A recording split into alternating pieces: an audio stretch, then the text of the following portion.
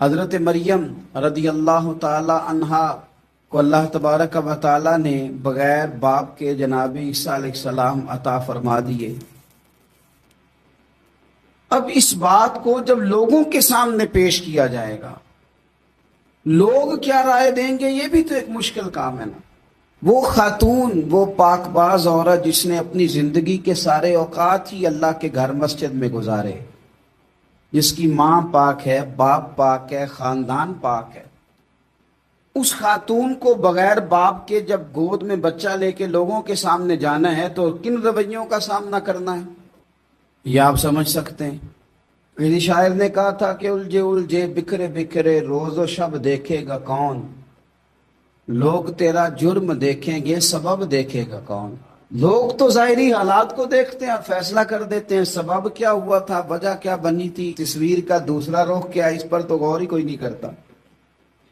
اور پھر مخلوق تو فنکار ہے اس درجہ کے پل بھر میں، سنگے درے کعبہ سے بھی اسنام تراشے، تم کون ہو کیا چیز ہے داغے کبابی۔ لوگوں نے تو مریم پہ بھی الزام تراشا، بڑے بڑے باعزت باوقار لوگ، اور ذرا سا کہیں کوئی نقطہ لوگوں کو نظر آتا ہے تو لوگ اس نقطے کو بہت بڑا قصہ بنا لیتے ہیں، بہت زیادہ داستان سرائی کرتے ہیں، نیک لوگوں کو بڑی تکلیف پہنچاتے ہیں۔ لیکن اگر وہ شخص سچا ہے اور اپنے رب کی بارگاہ میں وہ صاف ہے تو پھر اسے زیادہ وضاحتیں دینے کی ضرورت بھی نہیں، اور ویسے بھی جب لوگ بہت زیادہ مخالفت کر رہے ہوں تو وضاحتیں دینا کام بھی نہیں آتا، اس وقت صفائی دے کے انسان مزید الجھتا چلا جاتا ہے۔ حضرت مریم کی گود میں جناب عیسیٰ علیہ السلام تشریف لے آئے تو جناب مریم کو حکم تھا کہ آپ نے بولنا ہی نہیں، آپ نے بات ہی نہیں کرنی، آپ خاموش رہیں۔ وہ خاموش ہیں، بچہ پنگوڑے میں ہے، قوم کے سامنے ہے، تو قوم بڑے سخت نظروں سے دیکھتی ہے، بڑے سخت جملے کہتی ہے، اور انہوں نے کہا کہ مریم یہ بچہ کہاں سے آ گیا، آپ بھی نیک، آپ کا باپ بھی نیک۔ تو جناب مریم نے کیا کہا، قرآن مجید سورہ مریم کی آیت نمبر 29 دیکھیے، فَأَشَارَتْ إِلَيْهِ، تو جناب مریم نے نا پنگوڑے کی طرف اشارہ کیا، جناب عیسیٰ کی طرف اشارہ کیا، توجہ ادھر کی، فَأَشَارَتْ إِلَيْهِ، بچے کی طرف اشارہ کیا، گویا اس سے پوچھ لے تو قوم کیا کہتی ہے۔ انہوں نے کہا قالوا کیف نکلم من کان فی المہد صبیا، یہ کیسے بات کرے گا، یہ تو پنگوڑے میں بچہ ہے۔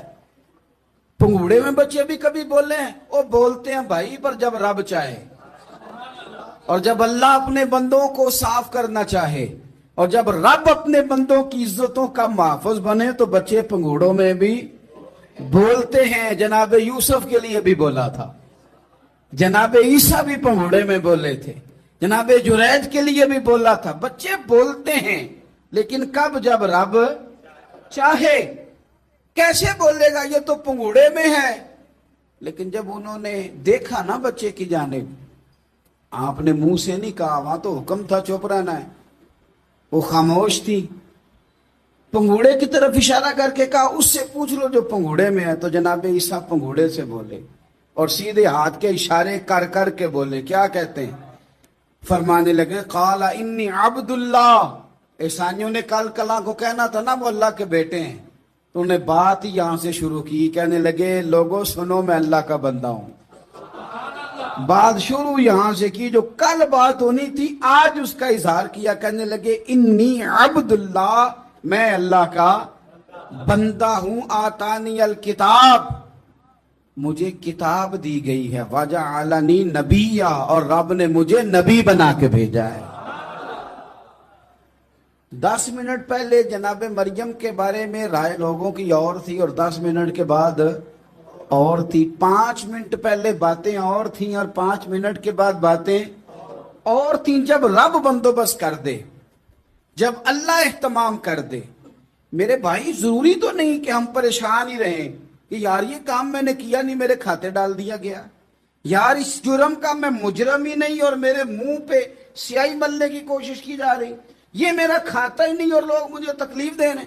ضروری نہیں کہ آپ ہی وضاحت کریں، میرا رب بھی بندوبست فرما دیا کرتا ہے، اور جو اہتمام اللہ کرتا ہے نا، جو بندوبست رب کرتا ہے، آزمائش آ جاتی ہے، بڑے بڑوں پہ آ جاتی ہے، لیکن بعض اوقات بڑی تکلیف ہوتی ہے جب اس بندے کو لوگ کٹہرے میں کھڑا کر دیں جس کا جرم ہی کوئی نہیں، اس شخص سے لوگ سوال جواب شروع کر دیں جس بیچارے کے خیال میں بھی وہ بات نہیں، پھر وہاں وضاحت دینا، نہ کردہ گناہوں کی وضاحت دینا، یہ بڑا بوجھ بنتا ہے، بڑی تکلیف ہوتی، اور لوگ کرتے ہیں یہ کام۔ پھر اللہ تعالیٰ جب بندوبست فرمائے، صحیح بخاری میں حضرت جریج کا ذکر فرمایا، جریج نفل پڑھ رہے تھے، ماں نے آواز دی، وہ آ نہیں سکے، نماز میں تھے، ماں ناراض ہو گئی، اس نے ہاتھ اٹھا کے کہا اللہ یہ اتنی دیر تک مرے نہ جب تک کسی بری عورت کا منہ نہ دیکھ لے۔ کسی اور کی دعا کے لیے سند نہیں ہے کہ وہ تیرے حق میں ضرور قبول ہوگی، لیکن ماں باپ کی دعا کے لیے میرے نبی پاک نے سند بیان کی ہے۔ سید عالم صلی اللہ علیہ وسلم فرماتے ہیں جب بھی ماں باپ اولاد کے لیے ہاتھ اٹھاتے ہیں رب ضرور قبولیت کا شرف عطا کرتا ہے۔ تو جہاں سند موجود ہے نا، کچھ افتتاح باجی سے بھی کرا لینے چاہیے، کچھ کام شروع کرنے سے پہلے صرف اماں سے ہی دعا کرا لینی چاہیے، یہ والا افتتاح بھی بڑے کام کا ہے کیونکہ یہاں سند بیان کر دیا میرے نبی کریم۔ تو جناب جریج کی ماں ناراض ہو گئی، کہنے لگی اللہ اس نے میری بات نہیں سنی، اب تھے تو وہ نیک، لیکن رب کریم کی حکمت کا تقاضا ہے، ماں کی دعا کو بھی قبول کرنا تھا، اللہ نے آزمائش میں مبتلا کر دیا۔ والدہ تو چلی گئی، وہ ایک خیمے میں، ایک کٹیا میں، ایک جھونپڑی میں عبادت کرتے تھے، اللہ کو یاد کرتے تھے، رب رب کرتے تھے، اور لوگ ان کی بڑی تعریف بھی کرتے تھے، لوگ ان کے ارادت مند بھی تھے، عقیدت مند بھی تھے، اہل محبت بھی تھے۔ ایک عورت آ گئی، بس وہ اللہ کی حکمت پوری ہونی تھی، اس نے آ کے پہلے تو انہیں اپنی طرف مائل کرنا چاہا، جب نہ مائل ہوئے تو الزام لگا دیا۔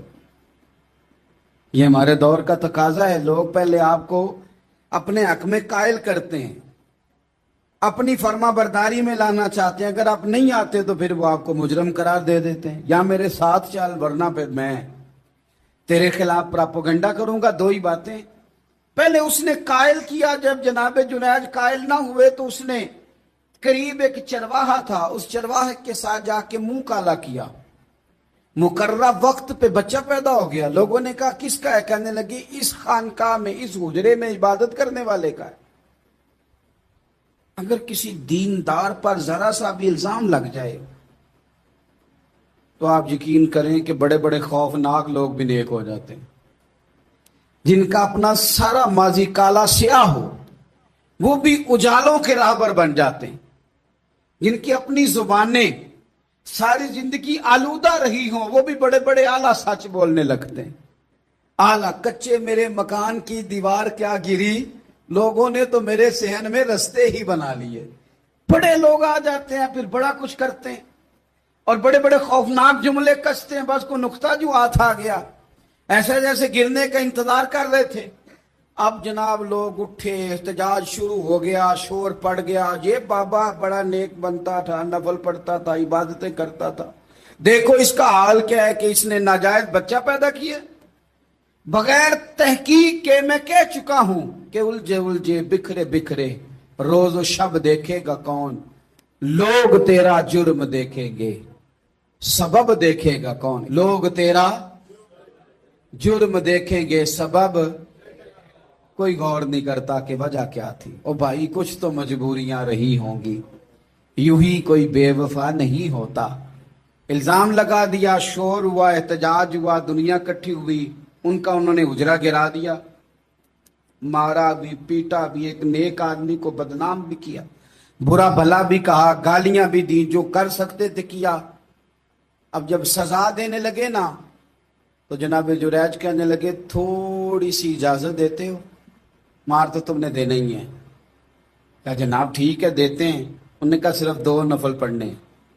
اب وہ نفل پڑھ رہے تھے تو لوگ اس وقت بھی کہہ رہے تھے فراڈ ہی کر رہا ہے، دھوکہ ہی دے رہا ہے، چونکہ ذہن بن گیا نا، بدگمانی آ گئی۔ انہوں نے 2 نفل پڑھ کے ہاتھ اٹھائے، کہا اللہ جانا تو میں نے ہے، پر اس رسوائی کے ساتھ جنازے تک نہیں خراب ہو جاتے، قبریں تک نہیں لوگ بدنام کر دیتے، کہ اللہ جانا تو ہے پھر اس رسوائی کے ساتھ، تو میری مدد فرما، اب تو میرا کیس تیری ہی عدالت میں ہے، تو رحمت کا دروازہ کھول۔ ہاتھ اٹھائے، دعا مانگی، نفل پڑھے، پورے مجمع پہ نظر دوڑائی، کوئی نہیں تھا سپورٹ کرنے والا۔ کل تک جو کہتے تھے نا تیرے لیے جیئیں گے، تیرے لیے مریں گے، ساری عمر ہی آٹا گدا ہے، لکھاں کیتے نہیں پیڑے۔ اب وقت آیا ہی تے محمد بخشا کوئی نہیں ہو بیٹھا نیڑے، ایک بندہ بھی نہیں تھا، ووٹر سپورٹر ساتھ دینے والا کوئی نہیں تھا۔ تو جناب جنید بچے کی طرف اشارہ کر کے کہنے لگے کوئی نہیں بول رہا، تو ہی بول کے بتا دے تیرا باپ کون ہے، تو ہی بول کے بتا دے کون ہے۔ اللہ اکبر۔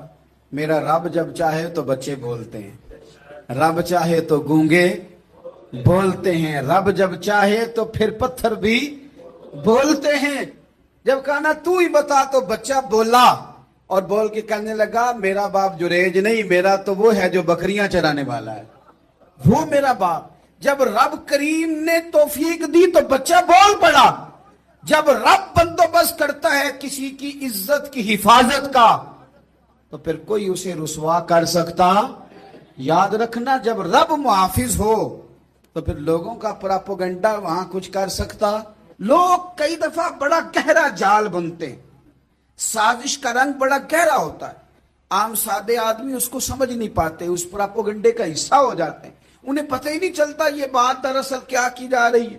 یہ کتنی گہری حسد کی آگ ہے جس کو لوگ بغض کے ساتھ ہوا دے رہے ہیں، اپنی عداوت کے ساتھ اس کو زیادہ جلا رہے ہیں۔ حضرت سیدنا عائشہ صدیقہ رضی اللہ تعالیٰ عنہ بیان کرتی ہیں، اور لطف کی بات یہ بھی بخاری میں موجود ہے۔ میں نے جناب جنید کا قصہ عرض کیا تو بخاری سے، یہ عرض کر رہا ہوں تو بخاری سے۔ یہ واقعہ میں حضور کی امت کے کسی ولی کا بیان کرتا تو لوگوں نے کہنا تھا ہماری سمجھ میں نہیں آتا۔ بعض لوگوں کا خیال ہے کہ داتا صاحب کی کرامت بھی نبی پاک کی بیان کریں۔ او خدا کے بندوں کو خیال کرو، داتا صاحب تو کئی سو سال بعد آئے ہیں، وہاں اگر کوئی کرامت ہوگی تو حضور بیان کریں گے؟ اگر نبی کریم نے پچھلے بنی اسرائیل کے ولیوں کی کرامتیں بیان کر کے تمہیں بتائی ہیں تو اس کا معنی یہ ہے کہ اگر وہاں اللہ یہ شان عطا کر سکتا ہے تو تم تو امتوں کی سردار امت ہو، ان پر تو نیرا فضل ہے، تم پر تو رب کا فضل کبیر ہے۔ تو بس لوگ سمجھنے کو تیار نہیں، پچھلوں کی مان لیتے ہیں۔ جناب آصف بن برخیہ کی کرامت جو سورہ نمل میں آئی وہ تو مانیں گے، پر غوث پاک کی کرامت یہ پتہ نہیں عجیب فلسفہ ہے، اور کس طرح کا فلسفہ ہے یہ سمجھ سے بالاتار ہے کہ بنی اسرائیل کا کوئی ولی ہو تو اس کی کرامت ہو سکتی ہے، اور نبی پاک کی امت کا ہو تو اس کی ہو ہی نہیں سکتی۔ کیا معنی ہے اس بات کا؟ اور لوگ ہیں کہ داد و تحسین دے رہے ہیں، واہ واہ کر رہے ہیں۔ اللہ تعالیٰ سمجھنے کی توفیق عطا فرمائے۔ حضرت عائشہ صدیقہ رضی اللہ تعالیٰ عنہ فرماتی ہیں ایک عورت تھی اور اسے نبی پاک صلی اللہ تعالیٰ علیہ وسلم نے وہ کلمہ پڑھ کے مسلمان ہوئی، مدینہ طیبہ آ گئی تو حضور نے مسجد نبوی شریف میں اس کے لیے مکان، ایک سادہ سا کمرہ ساتھ مسجد کے بنوا دیا، وہیں رہنے لگی۔ اکثر وہ سیدہ طیبہ کے پاس آتی تو حضرت عائشہ صدیقہ رضی اللہ تعالیٰ عنہ فرماتی ہیں وہ بڑی باتیں سناتی اور آخر میں کہتی وہ ہار والا دن بھی بڑا عجیب دن تھا، اور میرے رب کی قدرتوں کا دن تھا، وہ بھی بڑا عجیب دن تھا۔ سیدہ عائشہ صدیقہ رضی اللہ تعالیٰ عنہ ایک دن فرمانے لگی کہ تو ہار والے دن کا بڑا ذکر کرتی ہے، وہ کیا دن تھا؟ تو خاتون کہنے لگی اماں جی وہ دن تھا جب میرے رب پر بھروسہ اور مضبوط ہو گیا، جس دن میرا اپنے رب پر توکل اور بڑھا، میرے ایمان میں یقین میں اور پختگی آئی۔ کہنے لگی میں ایک گھر کی کنیز تھی، نوکرانی تھی، اس گھر میں ایک بچی تھی جس کے پاس سونے چاندی ہیرے جواہرات کا ہار تھا۔ اس زمانے میں چمڑے کے اوپر لوگ ہیرے جواہرات لگاتے تھے، کئی دفعہ سرخ رنگ کے چمڑے پہ لگائے جاتے تھے، وہ بچی پہنتی تھی تو کہتی ہوں بچی کے اس نے اتار کے رکھا یا اس سے گرا وہ ہار تو چیل اسے اٹھا کے لے گئی گوشت سمجھ کے، اور میرے سامنے اٹھا کے لے گئی۔ گھر والوں نے مجھ سے پوچھا، یہ بخاری میں موجود ہے، گھر والوں نے پوچھا مجھ سے کہ وہ ہار کہاں ہے تو میں نے کہا چیل اٹھا کے لے گئی۔ گھر میں کچھ چوری ہو جائے تو سب سے پہلا الزام کس پہ لگتا ہے؟ ملازمین پہ۔ کہتے انہوں نے مجھے بڑا مارا، بڑی تکلیف تھی، حتیٰ کہ میری شرمگاہ تک کی تلاشی، میری عزت اتنی خراب کی میں بتا نہیں سکتی۔ میں نے اپنی زندگی میں ایک واقعہ دیکھا، ایک امیر گھر میں چوری ہو گئی، ملازم کو اتنا مارا کہ وہ چارپائی پہ پڑ گیا، پولیس والوں سے اتنی مار پڑوائی گئی کہ وہ بیچارہ چارپائی پہ پڑ گیا، اور پھر وہ اتنا بیمار ہوا اور کچھ دنوں کے بعد پتہ چل گیا کہ چور تو اپنا بیٹا ہے ان کا۔ پھر اس کا انتقال ہو گیا۔ اب وہ سیٹھ صاحب اور گھر والے آ کے مرنے والے کے کان میں معافیاں مانگ رہے ہیں، کان میں۔ تو میں نے ان سے پھر کہا تھا کہ یہ تو اب چلا گیا ہے، تمہارا زور چلتا تھا نا، تو تم نے قانون خریدا اور تم نے اسے جتنا ہو سکا تم نے اسے مار پڑوائی، تمہارے پاس جو عدالتیں تھی تم نے وہاں کاروائی کی، اب ایک عدالت قیامت کے دن لگے گی۔ یہ کمزور تھا نا، کچھ کر نہیں سکا۔ میرے نبی پاک صلی اللہ علیہ وسلم نے فرمایا، سن لو، اگر سینگ والی بکری نے بغیر سینگ والی بکری کو تکلیف دی ہوگی نا تو قیامت کے دن اسے بھی بدلہ دینا پڑے گا، کہ تیرے پاس سینگ تھے اور تو نے اسے مارا تھا۔ وہ خاتون عرض کرتی ہے سیدہ عائشہ کی خدمت میں کہ مجھے بڑا مارا، مجھے تکلیف دی، میں کہہ رہی تھی کہ میرے سامنے چیل لے گئی ہے، پر وہ نہیں مان رہے تھے، اماں جی انہوں نے مجھے بڑا مارا۔ حضرت عائشہ صدیقہ کہتی ہیں پھر کیا ہوا؟ کہنے لگی اماں جی جب کوئی میرا مددگار نہ رہا، مجھے تکلیف دے رہے تھے، رسوا کر رہے تھے، تو میں نے اپنے رب سے مدد چاہی، میرے رب کی طرف میں نے توجہ کی، میں نے کہا مالک اب تو ہی میرا مددگار ہے۔ کہتی ہے وہ مجھے مار رہے تھے تو وہ چیل جو ہار لے گئی تھی وہی لے کے واپس آ گئی، اور ہمارے سروں کے قریب لا کے اس نے جب اس ہار کو پھینکا، وہ مجھے چھوڑ کے سائیڈ پہ ہوئے، وہ میری بے گناہی جان گئے، لیکن آپ کو بتاؤں اس دن سے میرا اپنے رب پر یقین اور بڑھ گیا۔ مجھے سمجھ آ گئی کہ جب انسان پورا ٹوٹ جاتا ہے اور جب کوئی چاروں جانب اس کا مددگار نہیں ہوتا تو رب تو ہوتا ہے نا، اللہ تو اس کا مددگار ہوتا ہے نا، وہ تو پھر اپنے اس بندے کی مدد کرتا ہے نا، پھر وہ تو توانائی دیتا ہے نا، وہ تنہا نہیں چھوڑتا، وہ تو آنسوؤں والوں کے آنسوؤں پہ بڑا کرم فرماتا ہے، وہ تو قسم پرسی میں آ جاتا ہے، اس کی رحمت بڑھ کے استقبال کر لیتی۔ تو بھائی جب آپ پر اللہ کی حکمت کے تقاضے پورے ہونے لگیں اور زندگی میں کبھی کوئی ایسا وقت آئے کہ آپ محسوس کریں کہ تنہا رہ گئے ہیں اور کئی اپنے بھی مخالفین کی جماعت میں نظر آنے لگے ہیں، تو اس وقت پھر دل، روح، زبان اور ذہن کو یکجا کر کے سمجھ لینا کہ جب ساری دنیا ساتھ چھوڑ جاتی ہے تو رب کی رحمتیں اس وقت بھی ساتھ رہتی ہیں، اور اللہ کی مدد اس وقت بھی بندے پہ کرم نوازی کرتی ہے۔ ایک اور حدیث سنیں، لطف کی بات یہ ہے یہ بھی بخاری میں ہے، یہ بھی واقعہ بخاری میں ہے۔ اللہ اکبر۔ ایک شخص نے ایک بندے سے قرض مانگا، اس نے کہا مجھے قرضہ دو، وہ کہنے لگا کہ کتنا قرضہ؟ اس نے کہا 1000 دینار۔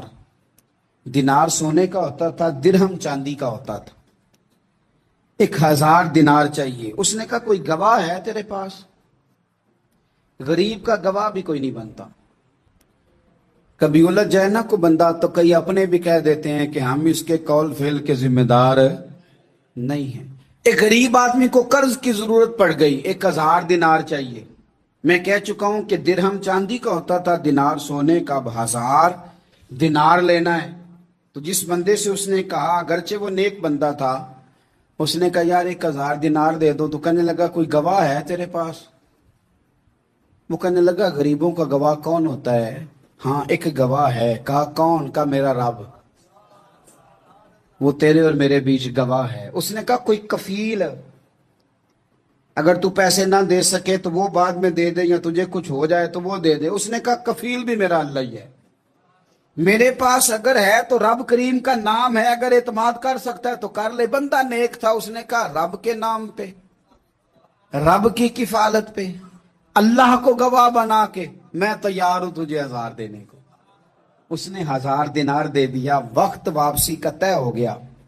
وہ چلا گیا پیسے لے کے، اس نے پوری محنت کی کہ میں نے وقت پہ پیسے لوٹانے، پوری محنت بھی کر لی، اللہ نے مدد بھی کر دی، پیسے بھی اس تاریخ کو اسے مل گئے۔ بعض لوگوں کا تو لوٹانے کا دل ہی نہیں نہ ہوتا۔ فرمایا حدیث پاک میں کہ تو لوٹانے کا ارادہ کر، رب تیری مدد بھی فرمائے گا۔ لیکن یہاں بہت سارے لوگ کہتے ہیں خیر ہے، ارادہ ہی نہیں، تو پھر جس طرح کا بندے کا گمان ہو رب بھی اسی طرح کا معاملہ فرماتا ہے۔ اس نے پیسے جمع بھی کر لیے اور واپس دینے کو تیار بھی ہو گیا، لیکن رستہ بحری جہاز کا تھا، کشتی کا تھا، دریا کے رستے واپس آنا تھا۔ اب وہ جب آ گیا دریا کے کنارے تو بڑی کوشش کی، پر وہاں اسے کوئی کشتی نہیں ملی۔ وقت پہ پیسے لوٹانے ہیں، سفر کرنا ہے، اب سواری میسر نہیں ہے۔ سوچ سوچ کے پریشان تھا کہ میں نے تو اللہ کے نام پہ لیے۔ اچانک دل میں ایک تجویز آئی، اس نے ایک لکڑی لی، لکڑی کو اندر سے کھولا، 1000 دینار اس میں بھرا، بخاری پڑھ رہا ہوں، اور ساتھ ایک خط بھی لکھا کہ یار میں پیسے پہنچانا چاہتا تھا پر مجھے کوئی چیز نہیں ملی دریا کے اس پار آنے، اللہ کے نام پر تیری طرف روانہ کر رہا ہوں۔ اور یہ کہہ کہ وہ لکڑی دریا میں رکھ دی، وہ لکڑی ڈوب گئی ہے، واپس آ گیا۔ وہ جس نے پیسے لینے تھے وہ عین مقررہ وقت پر دریا کنارے آیا۔ صبح سے سر شام تک اس نے انتظار کیا، دل ڈھلنے لگا تو دل میں خیال آ گیا کہ یار نہیں، اس نے دینے ہی نہیں، جھوٹا وعدہ کر گیا، پہنچا ہی نہیں وقت پہ۔ اب جب واپس لوٹنے لگا تو اچانک دریا میں ایک لکڑی تیرتی ہوئی دکھائی دی، کہنے لگا لے جاتا ہوں، شام کو روٹیاں پکانے کے کام آئے گی، ایندھن بنا کے جلا لوں گا، ہنڈیا پک جائے گی۔ لکڑی اٹھا کے جلانے کے لیے گھر لایا، گمان تھا کہ وہ نہیں آیا وعدہ کر کے، اللہ کو کفیل اور وکیل بنا کے اور گواہ بنا کے پھر بھی نہیں آیا۔ لکڑی لے کے گھر گیا، بخاری ہے، اور جب اس کو چیرا نہ کہ میں اس کی آگ جلاؤں گا، کھولا تو اندر سے 1000 دینار بھی نکل آیا، خط بھی نکل آیا۔ اب ذرا سمجھنا، اس کے دل میں بات کس نے ڈالی کہ تو لکڑی میں پیسے ڈال دے؟ اللہ نے۔ اس بندے کو مقررہ وقت پہ کنارے بھیجا کس نے؟ لکڑی صرف اسی کے ہاتھ آئی تو یہ بندوبست کیا کس نے؟ اللہ نے۔ گھر جا کے چیری تو پیسے بحفاظت اس تک پہنچائے کس نے؟ تو پھر ہمیں بھی توجہ اللہ کی جانب ہی کرنی چاہیے، ہمارے پہ دل کی توجہ رب کی طرف ہی ہونی چاہیے نا۔ ہمیں ادھر ادھر جانے کی، دیکھنے کی، بندوں پر غور کرنے کی ضرورت کیا ہے؟ وہ پیسے پہنچ گئے، یہ وہاں اپنی جگہ پہ پریشان تھا، اس نے 1000 دینار اور جمع کیا۔ پھر دوبارہ ایک دن دریا کنارے آیا، کشتی مل گئی، بیٹھ کے اپنے اس بھائی کے پاس آیا، کہنے لگا دیکھنا مجھ پر بدگمان نہ ہونا، پیسے اس تاریخ کو بھی جمع کر لیے تھے، دریا پہ آیا تھا پر کشتی نہیں ملی تھی، پھر میں نے نا لکڑی میں ڈال کے خط ڈال کے تیری طرف بھیج بھی دیے تھے، لیکن آج میں پھر لے کے آ گیا ہوں۔ وہ کہنے لگا خوش ہو جا، جس رب کو تو نے میرا اور اپنا گواہ بنایا تھا اس رب نے میرے تک پہنچا بھی دیے ہیں۔ جب لوگ اللہ کو گواہ بناتے ہیں، رب کی جانب اپنی توجہ کرتے ہیں، اپنی چاہتوں، خواہشات اور اپنی ساری چٹھیاں اپنے رب کریم کی رحمت کی طرف روانہ کرتے ہیں، پھر اللہ اپنے بندوں کو مایوس نہیں کرتا، اللہ اپنے بندوں کو نواز دیتا ہے، اللہ تبارک و تعالی اپنے بندوں پہ کرم نوازی کرتا۔ او سنگیو، ساری امیدیں سیٹھوں، نوابوں، دنیا داروں سے کیوں وابستہ کرتے ہو؟ ساری توجہات کا مرکز کیوں ان لوگوں کو بناتے ہو جو تمہیں دنیا میں مضبوط نظر آتے ہیں؟ اپنی توجہات کا مرکز اپنے خدا کو بنائیے، اپنے مالک کی جانب اپنی ساری خواہشات کا رخ پھیر دیجئے، اپنی توجہات اپنے رب کی جانب کر لیجئے، وہ اپنے بندوں پہ بڑی کرم نوازی فرماتا ہے، وہ عزتوں کا بھی محافظ ہے، وہ پریشانیوں میں کرم نوازیاں فرمانے والا ہے، وہ ساتھ دینے والا ہے، وہ اس کی رحمت قریب آ کے بندے کو سہارا دیتی ہے، وہ اپنے فضل سے اپنے بندوں کی ہر مشکل میں دستگیری فرماتا ہے۔ اور قرآن مجید نے ارشاد فرمایا کہ انا اعطیناک الکوثر، بے شک ہم نے آپ کو کوثر عطا فرمائی۔ یہ کوثر کیا ہے؟ ایک تو اس کے بارے میں کئی اقوال ہیں۔ ایک قول یہ ہے کہ جنت میں ایک نہر ہے جس کو کوثر کہا جاتا ہے، اور ایک وہ جام کوثر ہے جو نبی کریم علیہ السلام اپنے دست مبارک سے محشر کے میدان میں اپنے غلاموں کو کوثر کے جام پلائیں گے۔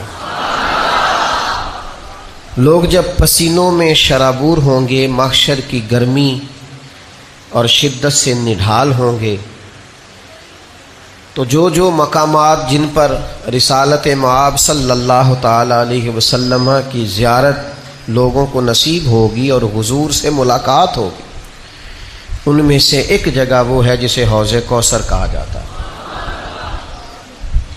اے ساقی تیری خیر، تیرے میں کدے کی خیر، ایسی پلا کہ جس کا نشہ عمر بھر رہے۔ اور پھر اقبال کہتے ہیں کہ پلا کے گرانا تو سب کو آتا ہے، مزہ تو تب ہے کہ گرتوں کو تھام لے ساقی۔ لوگ گر رہے ہیں، محشر کی سختیاں ہیں، پسینے کی شدت ہے، اور محبوب علیہ السلام انہیں جام کوثر عطا فرمائیں گے۔ حضرت انس بن مالک رضی اللہ تعالیٰ عنہ کی حدیث ترمذی میں موجود ہے۔ آپ فرماتے ہیں جب حضور سید عالم علیہ السلام کی بارگاہ میں عرض گزار ہوا کہ یا رسول اللہ میدان محشر میں آپ کو کہاں تلاش کروں، تو اللہ کے حبیب علیہ السلام نے ارشاد فرمایا پل صراط پہ آ جانا۔ وہاں کیا ہوگا؟ امت گزر رہی ہوگی اور حضور سلامتی سے گزرنے کی دعائیں فرما رہے ہوں گے۔ یا رسول اللہ صلی اللہ تعالی علیہ وسلم وہاں ملاقات نہ ہوئی تو فرمایا پھر تم میزان عمل پہ آ جانا۔ وہاں امت کے اعمال تل رہے ہوں گے اور اللہ کے حبیب علیہ السلام دعا فرما رہے ہوں گے۔ اور اگر وہاں ملاقات نہ ہوئی تو پھر تیسرے اور آخری بات سرکار نے یہ بیان فرمائی کہ حوض کوثر پہ آ جانا۔ وہاں پیاسی امت آئے گی اور محبوب جام بھر بھر کے پلائیں گے۔ تو یہ اللہ کی جو حضور پر عطائیں ہیں ان میں سے ایک عطا کا نام حوض کوثر ہے۔ یہ کس قدر زیادہ حسین چیز ہوگی، اس میں کستوری سے زیادہ بہترین خوشبو آئے گی۔ اور خود حضور بیان فرماتے ہیں، کریم فرماتے ہیں یہ حوض کوثر کا جو جام ہوگا یہ شہد سے زیادہ میٹھا ہوگا۔ حضور سید عالم صلی اللہ تعالی علیہ وسلم نے یہ نہیں فرمایا شہد جتنا میٹھا ہوگا، فرمایا شہد سے زیادہ میٹھا ہوگا اور دودھ سے زیادہ سفید ہوگا۔ اب جس نے دودھ دیکھا ہے وہ غور کرے جو چیز اس سے بھی زیادہ پیاری ہوگی وہ کتنی کو پیاری ہوگی، اور جس نے شہد چکھا ہے وہ غور کرے کہ جو شہد سے بھی زیادہ میٹھا ہوگا وہ کتنا کو میٹھا ہوگا۔ اے ساقی تیری خیر، تیرے میں کدے کی خیر، اب ایسی پلا کہ جس کا نشہ عمر بھر رہے۔ تو اس کی یہ کیفیت حوض کوثر کی جو میدان محشر میں، یہاں بھی سبیلیں لگتی ہیں، محافل میں، اجتماعات میں، کہتے ہیں میں نے ٹھنڈے پانی کی سبیل لگانی۔ ہم پوچھتے ہیں صرف ٹھنڈا؟ کہتے ہیں نہیں، ٹھنڈا بھی اور میٹھا بھی۔ پھر کچھ تھوڑا اور آگے بڑھتے ہیں، کہتے ہیں میں نے بھی سبیل لگانی ہے۔ کس بات کی؟ کہتے ہیں میں نے سبیل لگانی ہے دودھ کی۔ اور پھر اس پر کچھ لوگ کھڑے ہوتے ہیں، وہ مسکرا کے جام دے رہے ہوتے ہیں اور وہ پلا رہے ہوتے ہیں، اور پینے والے بصد شوق اپنی پیاس بجھانے کے لیے، اور بعض اوقات لوگ دیر سے پہنچتے ہیں کیونکہ دور سے چلتے ہیں، تو آتے ہی چاہتے ہیں کہ کچھ تھوڑا سا نا پینے کو ملے۔ تو اعلیٰ حضرت بریلوی فرماتے ہیں محشر میں پتہ کیا ہوگا؟ ٹھنڈا ٹھنڈا، میٹھا میٹھا۔ پیتے ہم ہیں، پلاتے یہ ہیں۔ ہم پئیں گے اور حضور ہمیں پلائیں گے۔ محشر کے میدان میں بھی سبیل لگے گی۔ تو وہ کس برتن سے پلائیں گے؟ حضور نے برتنوں کے بارے میں بھی بتایا، یہ بھی حدیث میں موجود ہے۔ نبی پاک علیہ السلام فرماتے ہیں سیاہ رات میں جتنے تارے آسمان پر نہیں چمکتے اتنے جنت کے برتن آئیں گے جن برتنوں سے میں اپنے امتیوں کو جام کوثر پلاؤں گا۔